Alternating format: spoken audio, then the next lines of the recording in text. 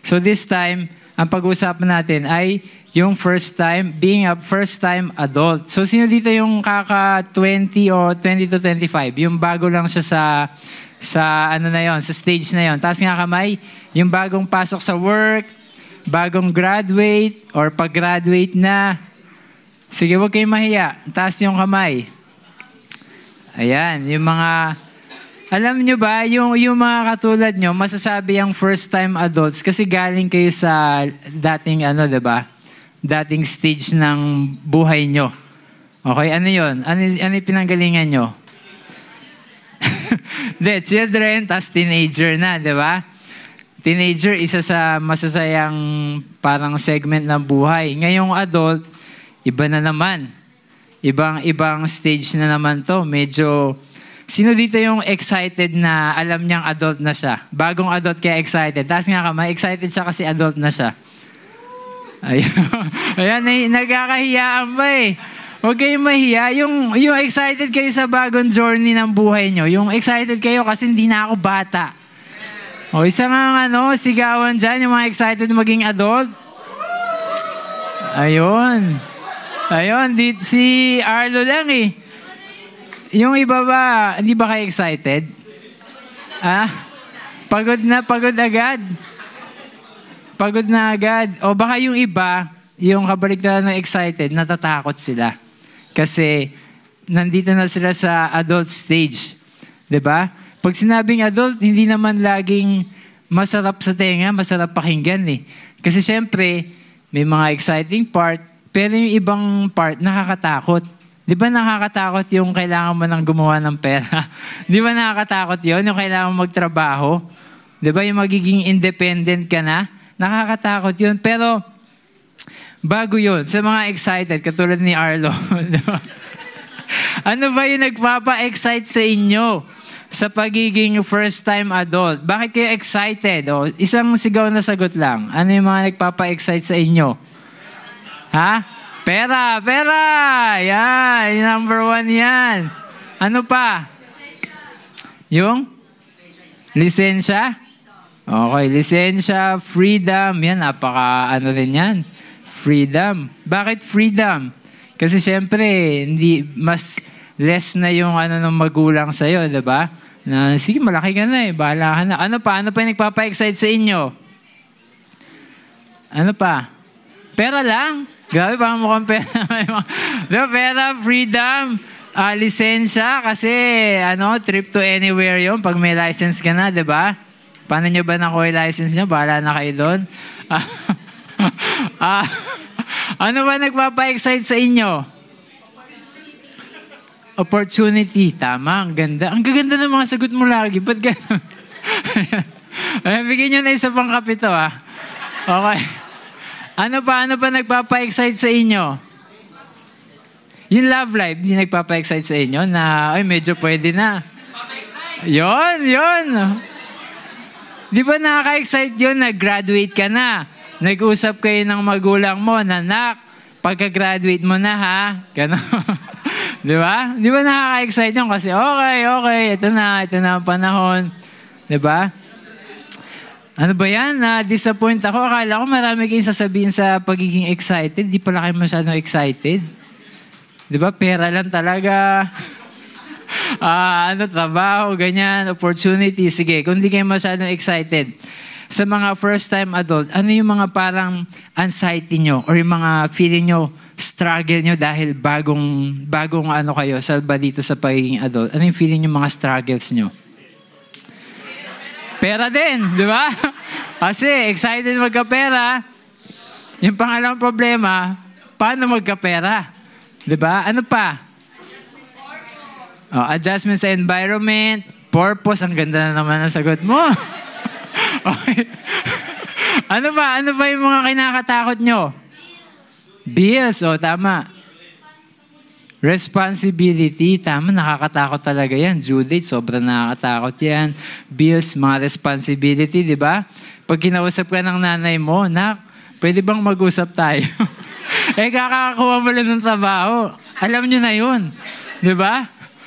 Ito, tip sa inyo. Pagkakapasok lang sa work, tapos tinawag kayo ng magulang niyo, mag-usap kayo heart to heart, alam niyo na, expect niyo na yun.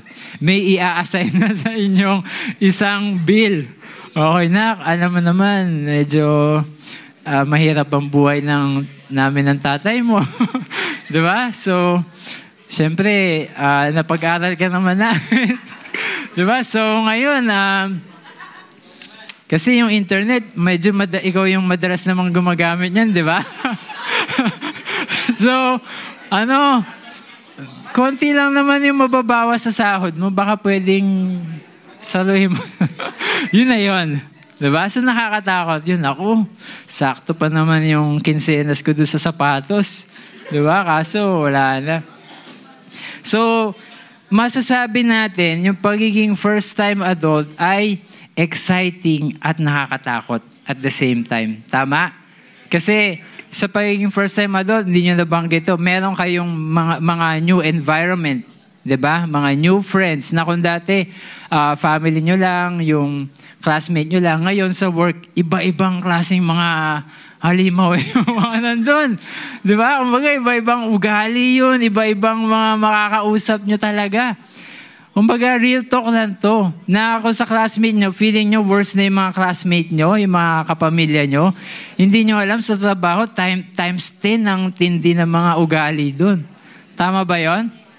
Yes, di ba? Okay lang kayo mag-yes kasi weekend naman ngayon. So talagang may exciting, may mga struggle, di ba? Tapos, isa sa mga struggle natin, yung oras natin. Di ba na dati, sobrang dami mong time. Tama? Na parang, ang iniisip mo, ano kayang gagawin ko sa oras ko? Kasi ang dami. Siguro magko-computer ba ako? Pagkakaperahan ko ba yung, di ba dati sa Facebook, may laro na magkakapera ka? Pag binenta mo, ano yun, yung may inaalagang kang hayop? Yung pet, ano ba yon? Parang pet society, di ba? Nag-iisip ka ng pwede mong pagkaabalahan. Parang andahin mong oras.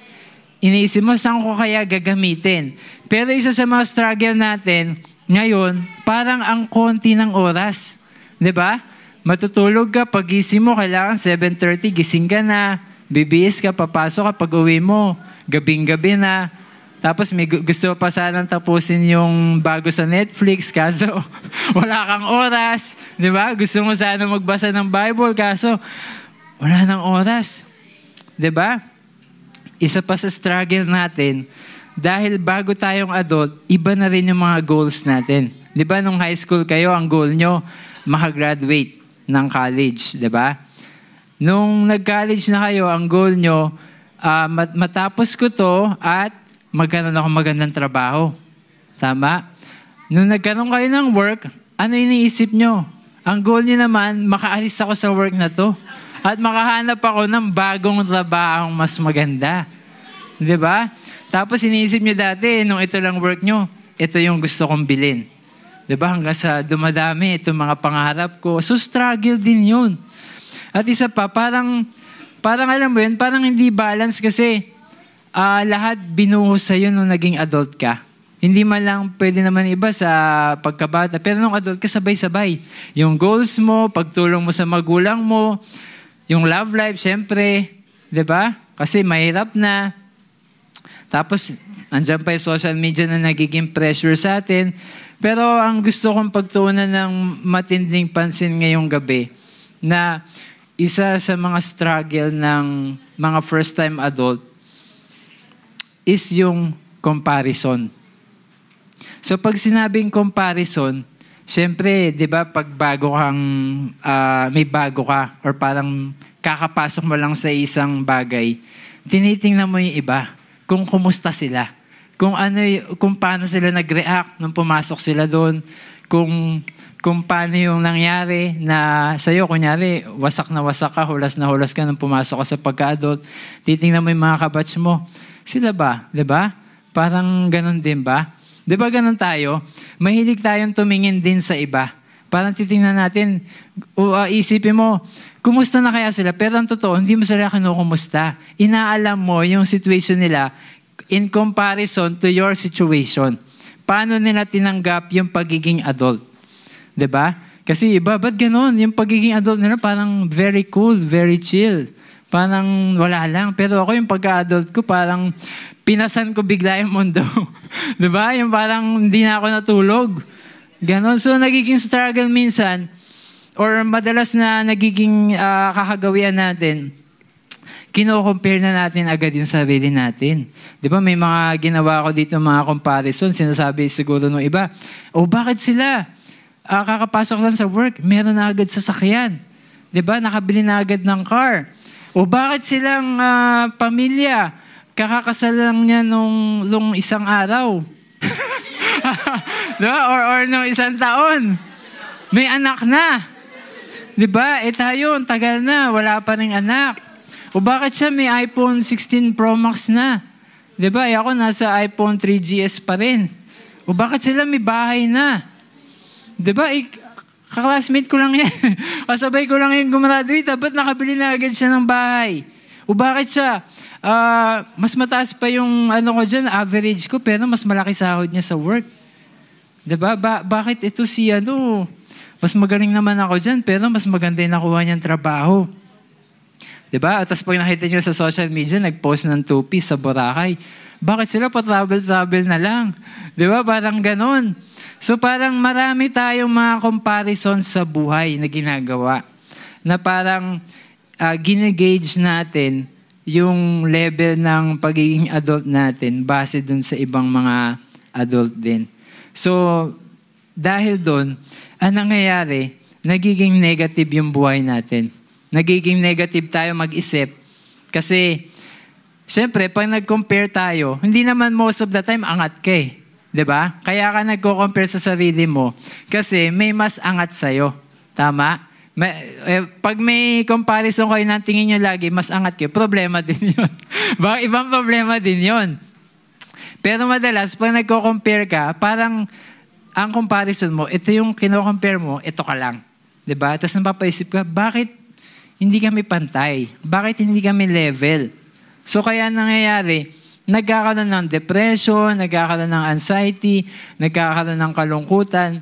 Kasi parang dinadown mo na ng sobra yung sarili mo. Na iniisip mo, dapat kaparehas ko na ng sahod yan ah. Dapat parehas na kami ng naabot na, kumbaga, pangarap na sana parehas na kami may bahay, parehas na kami na ipundar na sasakyan. 'Di ba? So, nangyayari, lumulungkot ka. Naisip mo, worth it ba ang lahat ng to? Diba? Mag-iimo ka na dyan, kakanta ka na ng mga songs na pwede magpalungkot. Diba? Kaya ang masasabi ko sa atin, lalo na sa mga papasok pa lang sa pagiging adult, once na makapasok na kayo, ang isa sa wag nyong gagawin, wag nyo i-compare yung sarili nyo sa iba. Kahit ba classmate mo siya, close friend mo siya, or kung sino pa man yan, wag mong i-compare yung sarili mo sa kanila. Alam mo yung best comparison na pwede mong gawin para ma-appreciate mo lalo yung buhay, ma-appreciate mo lalo yung plano sa'yo ng Lord, i-compare mo yung sarili mo sa dati mong sarili. Yun ang pinakamagandang gagawin mo. Kasi doon mo makikita na, yung dating ako, hindi naman ako ganito eh. Hindi ako humaharap sa tao. Hindi malakas loob ko. Hindi ko kayang gawin to. Pero ngayon, kaya ko na itong gawin. O, di ba? Yun ang magandang comparison. Yung dating ikaw na mahina, yung dating ikaw na feeling mo, hindi mo maabot yung naabot mo ngayon, pero naabot mo na pala, yun ang best comparison na pwede mong gawin. Na yung dating, kunyari, si Ate Irish, yung dating Irish, hindi naman niya na-imagine na mapapamahal ako sa isang Anthony. Di ba? Pero ngayon, tinan mo ang sarili ko. Napamahal ako sa kanya. Hindi ko alam na kaya ko palang magmahal ng ganito. Di ba? So, alam niyo yun ang magandang comparison. Kasi ang ginigauge mo, hindi buhay ng iba, buhay mo. Di ba? So, bakit? Bakit ganun? Para makita mo yung mabuti at magagandang nangyari. So you can see the good and beautiful things na nangyari sa'yo. Makita mo paano ka nag-level up in your own way.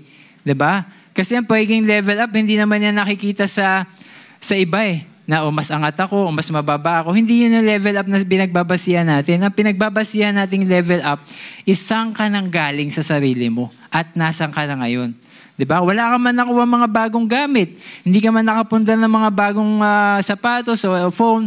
Pero ang na-gain mo naman is yung character sa buhay mo, yung self-improvement mo. O diba, level up din yun? Hindi naman laging sa pera at sa gamit at sa love life nakikita yung level up eh. Sa pagkatao mo, dati sobrang hiyain mo, nagtatago ka pag may mga tao. Ngayon, makapal na mukha.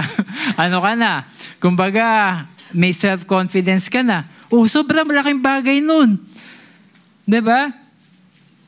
Tingnan nyo kung ano yung mga na-conquer nyo na dati. Hindi ko kayang i-conquer, pero ngayon, napagtagumpayan ko na, nasakop ko na yung mga achievements. Diba? So isipin mo, tanongin mo yung sarili mo, saan ako nag-improve? Saan ako gumaling? Anong mga aspeto sa buhay ko? Tsaka isipin natin lagi na ang lahat ng bagay, merong perfect time yan. Diba? Huwag mo lagyan ng timeline yung sarili mo na dapat by 22, 5 million na yung ipon ko. Diba? Parang asado naman pressure yun ah. Diba? Kung pinanganak kang mayaman, diba? Mayaman ka na, 10 million na agad bangko mo. Hindi ka pa pinapanganak. Pero sa generic level ng Pilipino, parang kahit nga mag-75 ka na, pang mahirap pa rin. Mahirap pa rin yun kung average yung trabaho mo. Diba? So wag mong lagyan ng timeline yung sarili mo kasi ang Lord may perfect time para sa'yo. Diba sabi nga sa Ecclesiastes chapter 3 verse 11, basahin niya natin, He has made everything beautiful in its time. So isipin mo lagi, pagkapasok ko ng pagiging adult, hindi ko, kumbaga, lalagyan ng masyadong pressure yung time sa sarili ko. Hahayaan ko ang Panginoon magbigay ng time sa akin kung kailan ng tamang panahon ko. Amen ba yun? Diba? Tapos sabi pa sa Jeremiah 29:11. Basahin natin.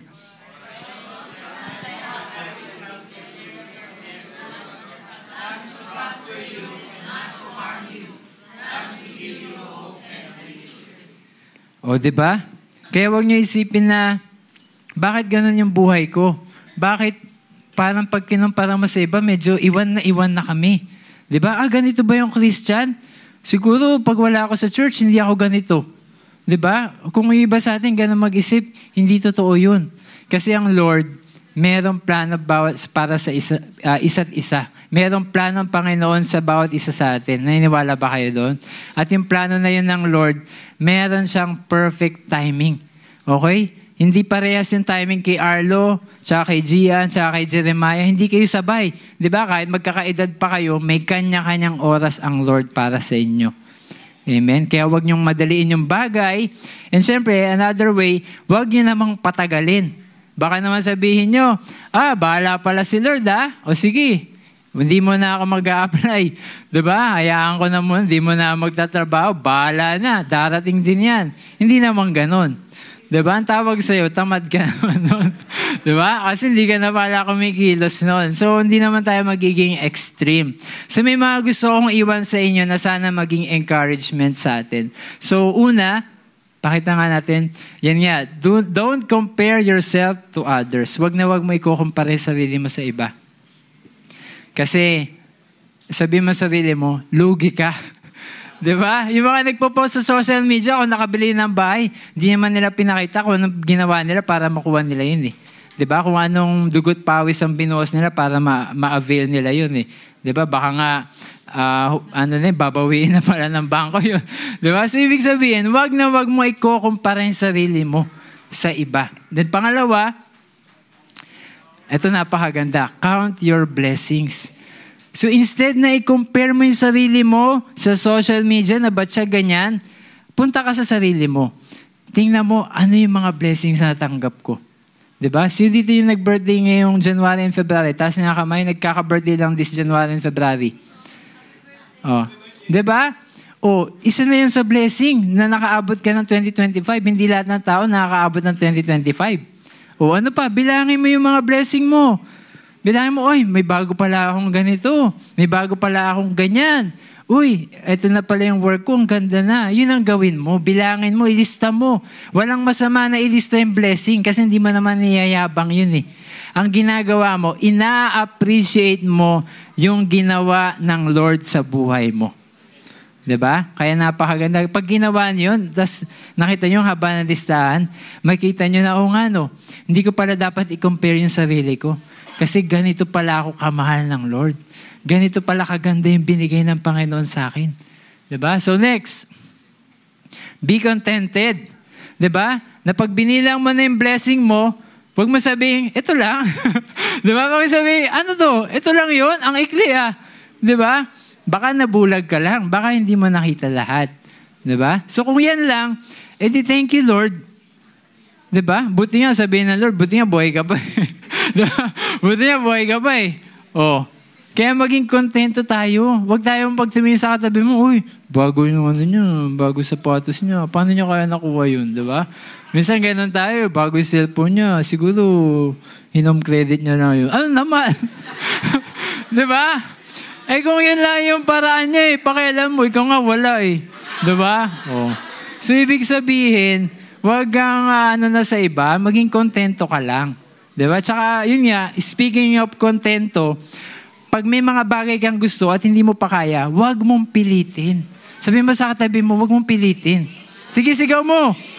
Sigaw mo sa kanya, huwag mong pilitin. Diba? Pag hindi pa oras ng love life mo, sigaw mo sa katabi mo, yung huwag mong... Yan.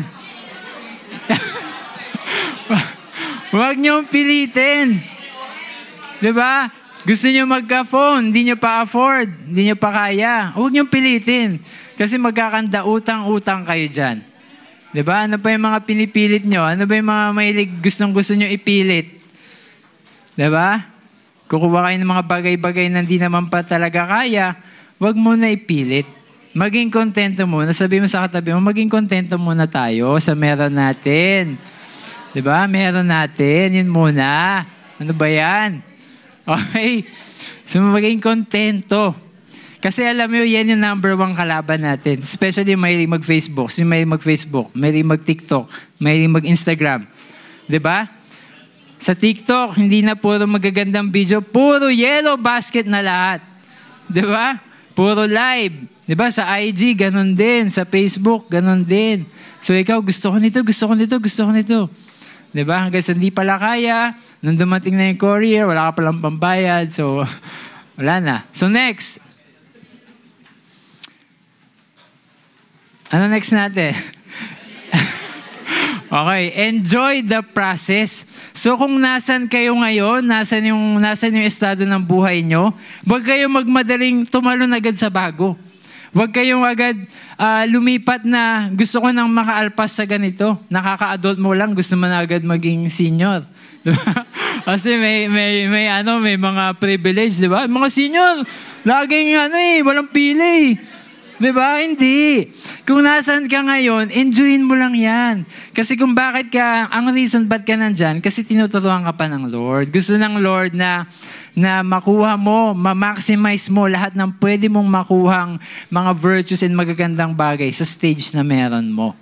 So, enjoyin mo lang yung process mo. Nasaan ka sa love life mo ngayon? Nasa single ka? Enjoy mo lang. Kasi pa nag-girlfriend ka, nag-asawa ka na, sasabihin mo, dapat pala, mas matagal ako naging single. Kasi medyo, di ba? Parang ganon. Hindi real talk yun. Alam niyo, sa mga ibang mag-asawa, isa sa iniisip nila yun, na ba't sila nagmadali, pwede naman palang antayin na lang. So kung ano yung meron nyo, ano yung prosesong pinagdadaanan nyo, enjoyin nyo lang. Yung trabaho nyo, kahit nightmare yan, di ba? Sa iba, isa lang masasabi ko, enjoy the process lang. Di ba? Yung inaano-ano ka ng boss mo, enjoy lang ako. Kulang ako dito, masaya ako dito. Kasi alam ko, tinuturuan ako ng Lord maging patient, di ba? Makuha yung magagandang mga bagay. So, sabi mo sa katabi mo, enjoy mo lang yung proseso mo. Okay ba yun? Okay, next. Wait for God's perfect timing. So, while you're enjoying your process, huwag mo madaliin. Darating ang perfectong oras para sa'yo. Okay? Meron binigay ang Lord na perfect timing. So, wait for it. Di ba sabi nga sa kasabihan, good things come to those who wait. Di ba? Talagang totoo yan. Kaya mag-antay lang tayo sa tamang panahon, sa tamang oras. Okay? O yung mga ano dyan, mga nagmamadali sa love life. Okay? May tamang panahon yan. Ano ba? Okay. Next. Ito. God has planned the perfect moment of your own bloom. Parang bulaklak. Ang bawat bulaklak, iba-iba yan. May kanya-kanyang oras ng bloom yan. Hindi yan sabay-sabay. Di ba? Nandyan yung roses, ano pa ba? Yung gumamela. Pag sabay-sabay mo yan tinanim, hindi yan sabay-sabay. Okay, ready ah? On my cue. Sabay-sabay tayong 1, 2, 3, go! Sabi ng roses, teka, di ba? Buto pa lang ako eh. Hindi ba na tayo di ba? May kanya-kanyang oras. May kanya-kanyang oras tayo ng pag-bloom natin. Yung ano ba yung bloom sa Tagalog? Yung pagbukadkad natin. Di ba? Kumbaga sabihin mo, Kuya Clip, ano ba kami? Bulaklak ba kami? Hindi, pag sinabing bloom, ibig sabihin your own perfect time. Di ba? Kumbaga showtime ka na. Ito na yung oras ko. Kumbaga sa gulong, nasa taas na ako. Wala na ako sa baba. So gusto ko i-end up kung ano man itong ginagawa ko dito. Gusto ko i-end up to ng isang example. So alam niyo itong agave americana, isa tong plant sa US madalas makikita. Or in other words, tinatawag siyang century plant or flower. Itong klase ng plant na to, hindi lang siya, para siyang cactus, pero flowering plant siya. Ibig sabihin, nagkakaroon siya ng bulaklak. At alam niyo ba, yung mga katulad niya na halaman, matagal ang proseso bago lumabas yung bulaklak. Gusto niyo hulaan ilang panahon yung inaabot? Hindi naman. Okay, so yun, parang nickname niya lang. Pero alam niyo ba, para sa ganyan, it takes 10 to 30 years para mag-bloom yung flower niya. Imagine mo, 10 to 30 years. Diba? May kulubot ka na siguro nun pag dumating yung panahon na yun. At isa pa sa magandang trivia niya, the hotter the climate, kasi nakikita lagi yan sa mga disyerto, pag mas mainit yung klima kung nasan siya, mas mabilis siyang bumulaklak. At pag mas malamig yung klima kung nasan siya, mas matagal siyang bumulaklak. So, paano natin ito i-apply sa ating sarili? Meaning, sa atin, the more na mas marami tayong mga prosesong pinagdadaanan, the more na mas marami tayong mga trials, hardships, and mga bad situations na pinagdadaanan, mas mabilis kang bubukadkad, mas mabilis ang iyong bloom. Kasi mas matindi yung training na pinagdaanan mo. Diba? Kaya kung dumadaan kayo sa mga matitinding pagsubok, lagi mong isipin, merong bukas na dadating, merong pag-asang darating. At darating yung panahon, matatapos din ang lahat ng ito. At lahat ng mga pinagdaanan ko, bibigay sa akin ng Lord yan. Na kumbaga, nakuha ko na lahat ng character, lahat ng pwede kong makuha para ma-avail ko yung blessing ng Lord. So katulad ng ganitong plant, na mas mainit yung klima, mas mabilis siyang mag-bloom kasi mas matindi yung pinagdaanan niya. Diba? At inantay niya yung process niya. So yun lang gusto kong i-share sa inyo. Thank you.